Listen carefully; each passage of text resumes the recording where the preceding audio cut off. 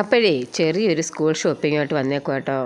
അപ്പോൾ സ്കൂളൊക്കെ തുറക്കാറായി. ഇവിടെ ജൂൺ 4-നാണ് സ്കൂൾ തുറക്കുന്നത്. അപ്പം ആഷ്മിക്ക് മാത്രം മതി. ലച്ചുവിനുള്ളത് നമ്മൾ നേരത്തെ വാങ്ങി, കാരണം മാർച്ചിലെ ക്ലാസ് തുടങ്ങിയോണ്ട് ബുക്കും പുസ്തകവും അവർക്കുള്ള സാധനങ്ങളെല്ലാം വാങ്ങിയിരുന്നു. നമുക്കിപ്പോൾ ബാഗ്, ലഞ്ച് ബോക്സ് അങ്ങനെയുള്ള ഐറ്റംസ് ഒന്നും വേണ്ട. നമുക്ക് വളരെ കുറച്ച് സാധനങ്ങൾ മതി. അത് എന്തൊക്കെയാണ് എടുത്തതെന്നുള്ളത് ഞാൻ ലോങ് വീഡിയോ ഇടുന്നുണ്ട്. ലോങ് വീഡിയോക്കകത്ത് പറയാം എന്തൊക്കെ എടുത്തതെന്നുള്ളത്. എന്തായാലും പിള്ളേരെ ആകർഷിക്കാൻ വേണ്ടിയിട്ട് ഒരുപാട് കാര്യങ്ങളുണ്ട്. ഓരോ പ്രാവശ്യം ഓരോരോ പുതിയ ഡിസൈനിലൊക്കെ ഉള്ള സാധനങ്ങളാണ് വരുന്നത്.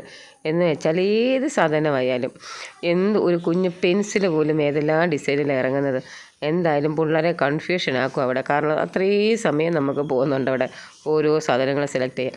പക്ഷേ ഈ പുറമേ ആകർഷണം തോന്നുന്ന സാധനങ്ങളൊന്നും കൊള്ളത്തില്ല. അതൊക്കെ പറഞ്ഞാൽ പിള്ളേർക്ക് വല്ലതും മനസ്സിലാവുമോ? ആകെപ്പാടെ ഞങ്ങൾക്ക് കുറച്ച് സാധനങ്ങൾ മതി. അതിന് 2-2.5 മണിക്കൂർ ആ കടയിൽ ചിലവഴിച്ചു കേട്ടോ. ഞങ്ങൾ രാവിലെ ഒരു കല്യാണം കഴിഞ്ഞിട്ട് വരുന്ന വഴിയാണ്. മഴയൊക്കെ ആയതുകൊണ്ട് ഒരു പ്രശ്നമില്ലായിരുന്നു.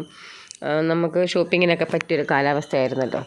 അങ്ങനെ രാവിലെ 9 മണിക്കായിരുന്നു കല്യാണം. അങ്ങനെ 10 മണിയായപ്പോഴത്തേക്കിനും സദ്യ എല്ലാം കഴിച്ചിട്ടാണ് ഞങ്ങൾ വന്നത്. അപ്പോൾ ഇതിൻ്റെ ഇടയ്ക്ക് എല്ലാവർക്കും ഒരു വിശപ്പും ദാഹമൊക്കെ കയറിയിട്ടുണ്ടായിരുന്നു.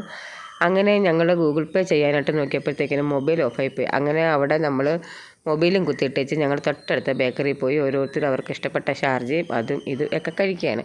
അപ്പോൾ ഇതിൻ്റെ ഡീറ്റെയിൽ ആയിട്ടുള്ള ഫുൾ വീഡിയോ ഉടൻ വരുന്നതാണ്. അപ്പോൾ എല്ലാവരും സബ്സ്ക്രൈബ്